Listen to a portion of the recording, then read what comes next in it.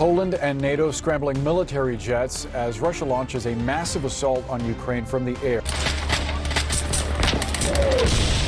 Tonight, we examine the fastest military expansion in Europe, a transformation unfolding on NATO's eastern frontier that is reshaping the balance of power on the continent. Over the past 3 years, Poland has launched one of the most ambitious rearmament programs in modern European history. Defense spending has surged beyond 4% of gross domestic product, the highest level in NATO relative to economic output. The government has committed to expanding the armed forces to 300,000 personnel. Massive procurement contracts have been signed with the United States and South Korea. Hundreds of tanks, hundreds of artillery systems, advanced rocket launchers, fifth-generation fighter jets. This is not routine modernization. This is large-scale preparation for high-intensity conventional war. The turning point came on February 24, 2022, when Russia launched its full-scale invasion of Ukraine. This, a special military operation, is a full-scale invasion. For many Western European capitals, the invasion was a strategic shock. For Warsaw, it confirmed long-standing warnings about the return of major land warfare in Europe.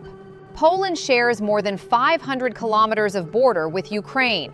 It borders Belarus, a close Russian military partner that hosts Russian forces and missile systems. To the north lies Kaliningrad, Russia's heavily militarized exclave equipped with advanced air defense networks and Iskander ballistic missiles. Geography matters. Poland is no longer a rear area NATO member. It is a frontline state.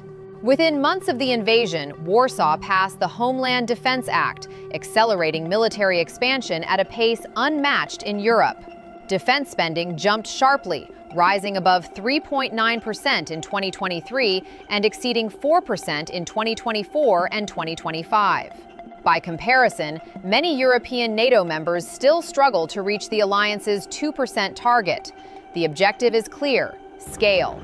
Poland plans to build a 300,000-strong force, including approximately 250,000 professional active-duty personnel and 50,000 territorial defense forces. If achieved, this would make Poland the largest land-focused military within the European Union. Before we break down exactly what happened and why this matters so much, please make sure you subscribe to War Theory. We're giving you the real analysis nobody else will touch. For context, Germany fields roughly 183,000 active personnel. France maintains around 200,000 across all services.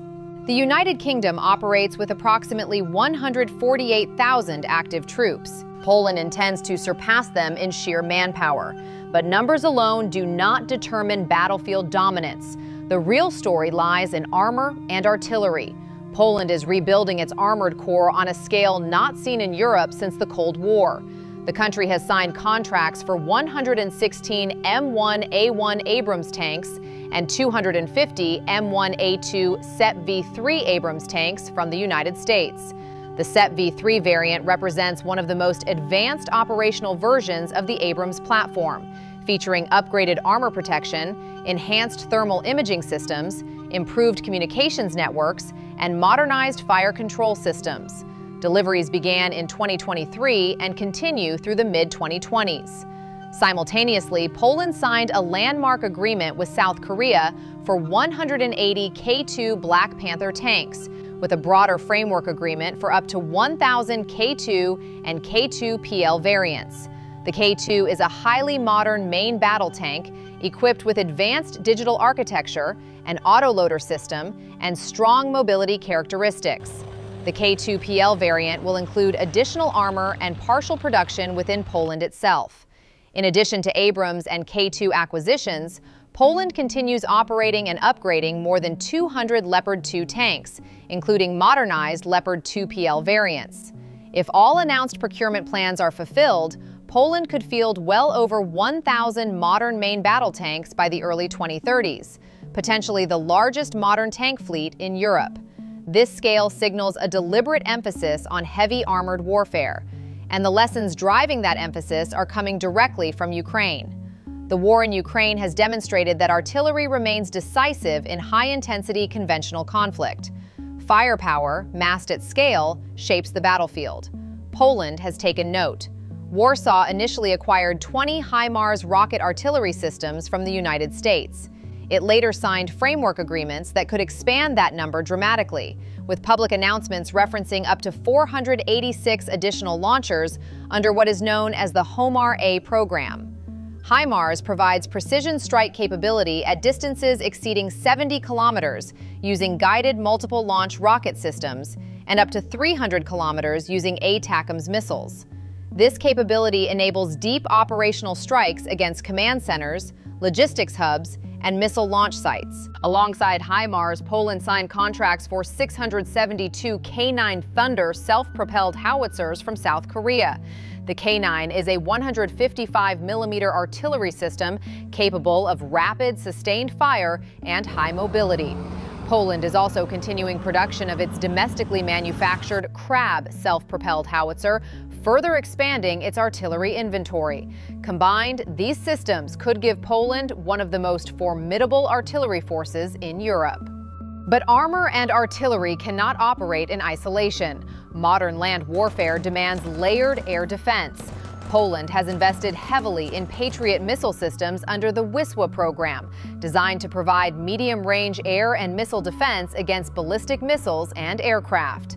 The Narew program focuses on short-range air defense to counter drones, cruise missiles, and low-flying threats. Additionally, Poland has ordered 32 F-35A fighter jets to modernize its air force and enhance its ability to conduct precision strikes and support ground operations. These air and missile defense investments are critical. Large armored formations are vulnerable without protection from above. Poland's strategy appears to integrate heavy land forces with layered air defense and modern air power. Another key element of Poland's expansion is industrial capacity. This is not simply a shopping spree. Poland is pursuing licensed production agreements and domestic manufacturing partnerships, particularly with South Korean defense firms. The goal is to expand tank production inside Poland, increase ammunition output, and modernize state-owned defense enterprises. Sustainability is central to this approach. In prolonged conflict, supply chains determine endurance. Endurance determines outcomes. Poland's geographic position reinforces the urgency of these reforms. To the north lies Kaliningrad, where Russia has deployed advanced S-400 air defense systems and Iskander missiles capable of striking targets across much of Central Europe. To the east lies Belarus, which has hosted Russian forces and participated in joint military exercises. To the southeast lies Ukraine, where a high-intensity land war continues to unfold. Poland has also become the primary logistical hub for NATO support to Ukraine. American forces maintain rotational deployments on Polish territory, and pre-positioned equipment depots have expanded significantly since 2022. Poland is now the backbone of NATO's eastern land defense posture. However, rapid expansion introduces challenges. Training a 300,000-strong force to high readiness standards requires time and infrastructure. Integrating multiple tank platforms, Abrams, K2, Leopard, creates logistical complexity. Maintenance, spare parts supply, ammunition stockpiles, and technical expertise must expand proportionally. Defense spending above 4% of GDP also places pressure on public finances. Sustaining such levels long-term depends on economic performance and political consensus. There are additional questions about force structure balance. Modern warfare requires not just tanks and artillery, but reconnaissance assets, drones, electronic warfare capabilities, cyber resilience, and integrated command systems. Quantity matters, but so does integration. Despite these challenges, Poland's strategic message is unmistakable. Warsaw is preparing for the possibility of high-intensity conventional war on European soil. This is not a counterinsurgency force. It is not optimized for overseas expeditionary missions. It is structured for armored maneuver warfare in Central and Eastern Europe. The implications extend beyond Poland. If procurement plans are fully implemented, Poland could field more deployable armored brigades than any other European Union member. It could possess the largest tank fleet in Europe. It could anchor NATO's eastern flank as the dominant land power. This would shift Europe's military center of gravity eastward. For decades, Germany and France were considered the primary continental military powers within the European Union. Poland's expansion challenges that hierarchy. Russia's invasion of Ukraine has fundamentally altered European defense planning. Nations across the continent are increasing defense budgets. Germany launched a €100 billion modernization fund. The Baltic states have expanded their forces. Sweden and Finland have joined NATO. Yet Poland stands out for the speed and scale of its response. By combining large-scale armored procurement, artillery expansion, air defense modernization, manpower growth, and industrial investment, Warsaw is pursuing a comprehensive land warfare capability. The question remains, will it become Europe's strongest land army? In numerical terms, Poland is on track to become the largest within the European Union. In terms of modernization velocity, it is already the fastest. In strategic relevance, it occupies NATO's most exposed frontier. Whether it becomes the strongest depends on factors still unfolding: training quality, operational integration, sustainability under pressure, and the evolving security environment.